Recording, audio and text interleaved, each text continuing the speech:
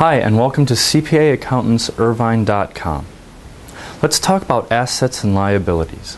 Making a profit in a business is derived from several different areas.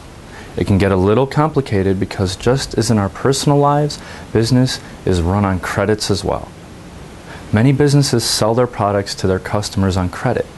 CPA Accountants Irvine uses an asset account called accounts receivable to record the total amount owed to the business by its customers who haven't paid the balance in full yet. Much of the time, a business hasn't collected its receivables in full by the end of the fiscal year, especially for such credit balances that could be transacted near the end of the accounting period. The accountant records the sales revenue at the cost of goods sold for these sales in the year in which the sales were made and the products delivered to the customer. This is called accrual-based accounting, which records revenue when sales are made and records expenses when they're incurred as well. When sales are made on credit, the accounts receivable asset account is increased. When cash is received from the customer, then the cash account is increased and the accounts receivable account is decreased. So let me tell you about the cost of goods. The cost of goods sold is one of the major expenses of businesses that sell goods, products, or services. Even a service involves expenses. It means exactly what it says in that it's the cost that a business pays for the products it sells to customers. CPA Accountants Irvine shows that a business makes its profit by selling its products at prices high enough to cover the cost of producing them, the cost of running the business, the interest on any money they've borrowed in income taxes, with money left over for the profit. When the business acquires products, the cost of them goes into what's called an inventory asset account. The cost is deducted from the cash account or added to the accounts payable liability account, depending on whether the business has paid with cash or credit. Now let's talk about gains and losses. It would probably simple, the word simple. It would probably be ideal in business if life were as simple as producing goods, selling them, and recording the profits. But there are often circumstances that disrupt the cycle, and it's part of the accountant's job to report these as well. Changes in the business climate or cost of goods or any number of things can lead to exceptional or extraordinary gains and losses in some businesses. Some things that can alter the income statement can include downsizing or restructuring the business. This used to be a rare thing in business environment but is now fairly commonplace. In other circumstances, a business might decide to discontinue certain product lines. Western Union, for example, recently delivered its very last telegram. The nature of communications has changed so drastically with email, cell phones, and other forms that telegrams have been rendered obsolete. When you no longer sell enough of a product at a high enough profit to make the costs of manufacturing it worthwhile, then it's time to change your product mix.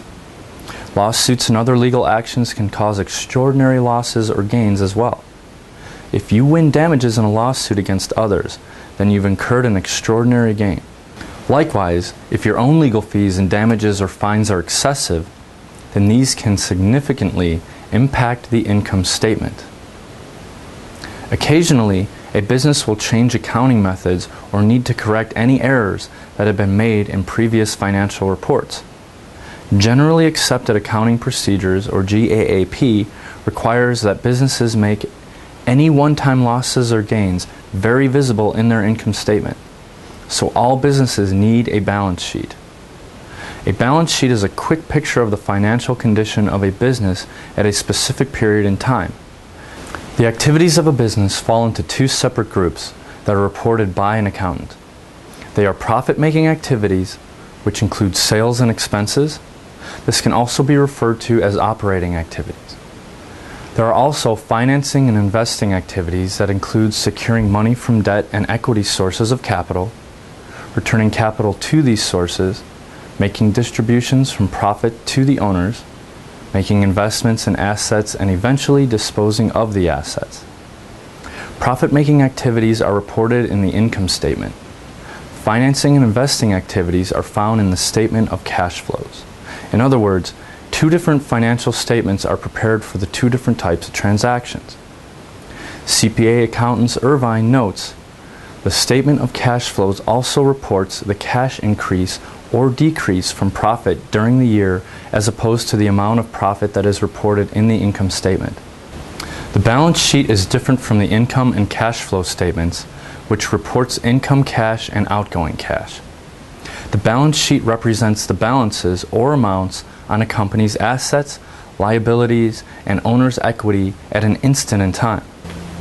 The word balance has different meanings at different times. As it's used in the term balance sheet, it refers to the balance of the two opposite sides of a business. Total assets on one side and total liabilities on the other. However, the balance of an account, such as the asset, liability, revenue, and expense accounts, refers to the amounts in the account after recording increases and decreases in the account, just like the balance in your checking account. Accountants can prepare a balance sheet any time that a manager requests it, but they're generally prepared at the end of each month, quarter, and year. It's always prepared at the close of a business on the last day of the profit period. For more information and to schedule a free consultation, please visit us at cpa-accountant-irvine.com.